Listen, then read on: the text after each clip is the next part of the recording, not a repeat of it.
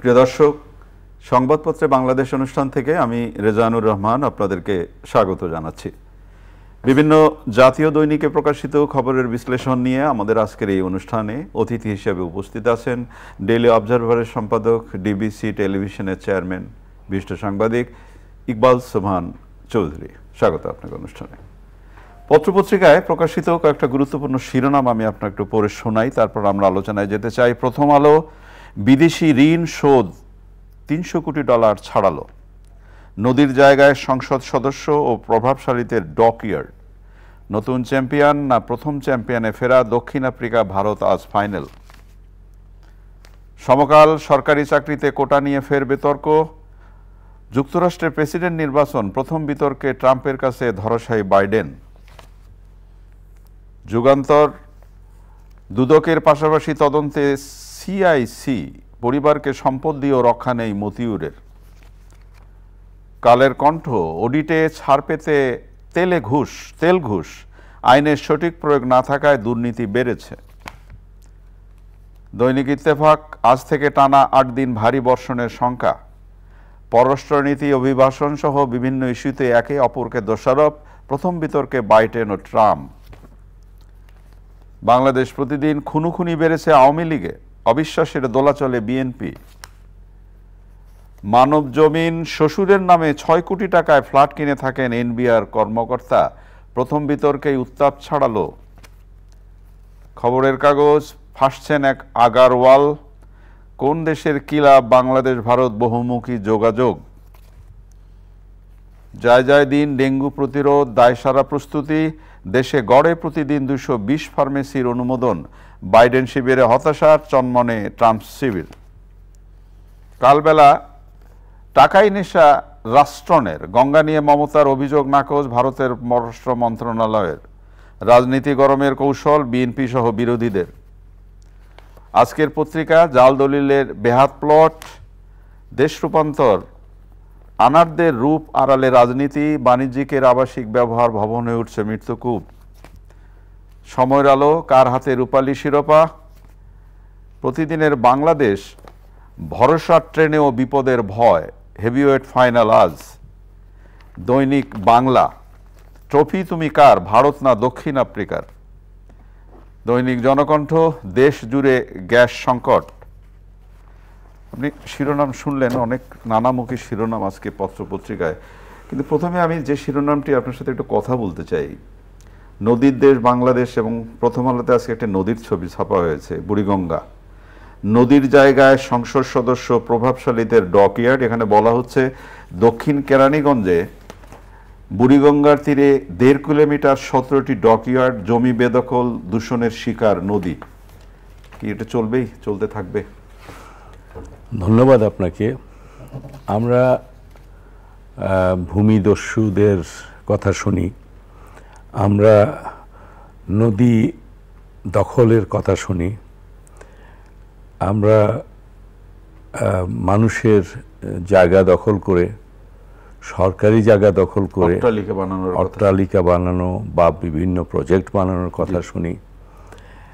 কিন্তু প্রশ্নটা হলো যে মিডিয়াতে যখন আসে তখন সেটা আলোচনা আসে বা আমরা জানতে পারি। এখন অবশ্য মিডিয়ার দায়িত্ব এটি তুলে ধরা, কিন্তু যারা এই সরকারি যে প্রতিষ্ঠানগুলো আছে এগুলো দেখভাল করার, তাদের নজর কিভাবে এড়িয়ে যায়, অথবা নজর কি এড়িয়ে যাচ্ছে অথবা চোখ বন্ধ করে রাখছে, অথবা নজরে ছিল চোখ বন্ধ করে রাখছে। এখন আপনি মিডিয়াতে বিভিন্ন সময় এই বুড়িগঙ্গা নিয়ে লেখা হচ্ছে, আজকে না, কয়েক যুগ ধরে বুড়িগঙ্গার পানি বলুন, বুড়িগঙ্গার তীরে দখলদার বলুন, ইত্যাদি লেখাগুলো হচ্ছে, এবং বুড়িগঙ্গার পানি যে দূষিত হচ্ছে যেভাবে, এবং সেটা আমাদের যে পরিবেশকে কিভাবে বিঘ্নিত করছে সেগুলি সম্পর্কে লেখা হয়েছে, পত্রিকাতে হয়েছে, টেলিভিশনেও কিন্তু আপনার সচিত্র প্রতিবেদন প্রকাশ হচ্ছে। মাঝে মাঝে যখন এগুলো ছাপা হয় তখন দৌড়ঝাঁপ শুরু হয়। হ্যাঁ, দৌড়ঝাঁপ শুরু হয়। তারপরে কি হচ্ছে জানি না, মানে যারা এবং দৌড়ঝাঁপ যখন করে তখনও কিন্তু মিডিয়া তাদেরকে দেখাচ্ছে, ভাঙছে, আবার নতুন করে কিছু করছে। তবে আমি মনে করি যে এ সম্পর্কে একটা নীতিগত সিদ্ধান্ত থাকা দরকার। আইন আছে, আইন আছে, যেমন জলাশয় ভরাট করা যাবে না, নদী দখল করা যাবে না, নদীর গতি আটকানো যাবে না, নদীর তীরে যারা বাস করছে তারা এটা দখল করে সেখানে প্রজেক্ট করা যাবে না ইত্যাদি। মাননীয় প্রধানমন্ত্রীও কিন্তু এই কথাগুলো প্রায়শই বলে থাকেন। কিন্তু সরকারের যারা কর্তা ব্যক্তি, যারা এগুলি দেখার বিষয়, নিউজ ছাপা হলে পরে আমরা দেখি নিয়ে যাচ্ছেন, বুলডোজার নিয়ে যাচ্ছেন, ভাঙছেন। তারপরে যেমন ধরুন এই সাদেক এগ্রো, এই প্রসঙ্গটাই আপনার কাছে আমি আসলে তুলতে চেয়েছিলাম। যেমন ধরুন যে ইচ্ছা করলেই তো আবার সবকিছু পারা যায়। এই যে সাদিক এগ্রো, একটি ছাগল কাণ্ড, তারপরে কার ভাগ্য কোথায় চলে গেল। এই যে সাদিক এগ্রোর ভবনটা অলরেডি একটা খালের উপরে অবৈধভাবে গড়ে ওঠা, সেই ভবনটি গুড়িয়ে দেওয়া হলো, এখন আবার সেই খালটিকে খালের পর্যায়ে নিয়ে যাওয়ার চেষ্টাও চলছে। তাহলে তো ইচ্ছা করলেই পারা যায় নাকি? না, অর্থাৎ আপনি যাদের হাতে আইন আছে, যাদের হাতে দায়িত্ব দেওয়া আছে এবং ক্ষমতাও আছে, আপনি সেটাকে যদি সঠিকভাবে প্রয়োগ করেন তাহলে কিন্তু এই ধরনের অনিয়ম, এই ধরনের দখলদারি যে মানসিকতা, সেটার পরিবর্তন আনা সম্ভব। এবং এটাই তো দরকার, কারণ আপনি যা কিছুই করবেন নিয়ম মাফিক করবেন, এবং নিয়ম মাফিক যদি না হয় তাহলে সেখানে রাষ্ট্র আছে, আইন আছে, আদালত আছে, পুলিশ আছে, সবাই তো আছে। এবং সরকারের হাত বলা হয় অনেক লম্বা, আইনের হাত। এবং দেখুন আজকে এই যে এগ্রো সাদেক, কিছুদিন আগ পর্যন্ত সাদেকদের যে এগ্রো সেটা এতদিন থেকে তো বহাল তবিয়তে ছিল, এবং প্রকাশ্যে ছিল, এবং ভদ্রলোক টেলিভিশনে প্রচুর কথাবার্তা বললেন, হ্যাঁ, তার মালিক। এবং আজকে কিন্তু সরকারের নজরে এসছে, সরকার গিয়েছে, কোনো বাধাও কেউ দেয়নি কিন্তু ওখানে। কারণ যারা বাধা দেওয়ার তারা কিন্তু জানে যে এটা অবৈধ, সেজন্য বাধাও দেয়নি, ভেঙে গুড়িয়ে দেওয়া হয়েছে এবং এটাকে গতিপথকে আবার ফিরিয়ে আনার চেষ্টা হচ্ছে। ঢাকায় প্রায় অনেকগুলো নদী, কিছু দখল হয়ে গেছে, কিছু সামান্য সেখানে জলাশয় আছে ইত্যাদি। এগুলো সিটি কর্পোরেশনকে হস্তান্তর করা হয়েছে, বেশ ঘটা করে হস্তান্তর করা হয়েছে, এবং সিটি কর্পোরেশন এগুলো দায়িত্বও নিয়েছে। মাননীয় প্রধানমন্ত্রীর নির্দেশে এগুলো সচল রাখার জন্য দায়িত্বও দেওয়া হয়েছে। এখন তারা যদি এই দায়িত্ব যদি সঠিকভাবে পালন করে তাহলে ঢাকায় কয়েকটা জিনিসের উপকার হবে। একটা হলো দখলদার মুক্ত হবে এই নদীগুলো, নদীর গতি আবার ফিরে আসবে, শহরটা আবার প্রাণ ফিরে পাবে, পরিবেশ রক্ষা পাবে। এবং সবচেয়ে বড় জিনিস সেটি হলো যে যারা এই কাজগুলো করেন তারা মনে করবেন যে দখল করা যায় কিন্তু দখল রাখা যায় না। তাহলে হবে কি, এই ধরনের অনিয়ম, এই ধরনের বাড়াবাড়ি, সেগুলো কিন্তু বন্ধ হয়ে যাবে। অনেক ধন্যবাদ আপনাকে। প্রথম আলোতেই আরেকটি শিরোনাম আমি আপনার সাথে আলোচনা করতে চাই, যেটা সংকট না শঙ্কা বাড়ায়। বিদেশি ঋণ শোধ $300 কোটি ছাড়ালো। আমরা ঋণ পাচ্ছি, আমাদের একটা চিত্র দেখছি, ঋণ পাওয়ার চিত্র, কিন্তু ঋণ শোধ করার চিত্রটা যদি এরকমের হয় তাহলে কি শঙ্কার জায়গা তৈরি করে নাকি? দেখুন, যে কোনো উন্নয়ন কর্মকাণ্ডের জন্য আপনার ফান্ডের প্রয়োজন হয়। কখনো সেগুলো আপনার নিজস্ব অর্থায়নে আপনি করতে পারবেন, আবার কিছু আছে যেটা নিজস্ব অর্থায়নে করা সম্ভব নয়। যেমন ব্যাংকগুলো কেন হয়েছে, আপনি যদি একটা ইন্ডাস্ট্রি করতে চান তাহলে আপনার নিজস্ব টাকায় ইন্ডাস্ট্রি অনেক সময় করা সম্ভব নয়। সে কারণের জন্য ব্যাংকের থেকে আপনি ঋণ নিচ্ছেন, ঋণ নিয়ে আপনি ইন্ডাস্ট্রি করছেন। কিন্তু আপনি যদি একজন ভালো উদ্যোক্তা হন, তাহলে কিন্তু আপনি ওটা দেখবেন যে কত টাকা আপনি ঋণ নিচ্ছেন এবং যেখানে আপনি লগ্নি দিচ্ছেন অর্থাৎ ইনভেস্ট করছেন, সেখান থেকে যে রিটার্নটা আসবে সেই রিটার্ন দিয়ে আপনি ব্যাংকের ঋণ পরিশোধ করতে পারবেন কিনা। তো যদি সেটা থাকে তাহলে কিন্তু সেই উন্নয়ন কিন্তু টেকসই, সেই উন্নয়ন কিন্তু কল্যাণকর। আর যদি আপনি যদি মনে করেন যে ঋণ নিচ্ছেন সেই ঋণ যেখানে আপনি মানে পুঁজি বিনিয়োগ করবেন সেখান থেকে যদি রিটার্ন না আসে, তাহলে কিন্তু আপনি ঋণ খেলাপি হবেন, আপনি ঋণ পরিশোধ করতে পারবেন না। এবং যে প্রজেক্টে আপনি দিচ্ছেন সেই প্রজেক্টেরও যে মানে কাঙ্ক্ষিত যে ফলাফল সেটাও কিন্তু হবে। রাষ্ট্রেরও একই অবস্থা।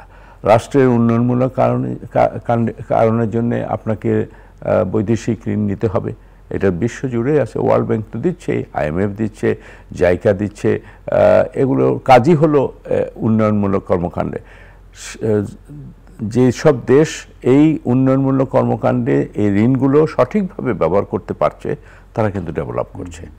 আমাদের এখানে যেমন ধরুন আমরা নিজস্ব অর্থায়নে আমরা করেছি, পদ্মা সেতু করেছি। আবার অনেকগুলো প্রজেক্ট আমাদেরকে নিজস্ব অর্থায়নে সম্ভব নয়, সেগুলো ঋণ নিয়ে আমরা করছি।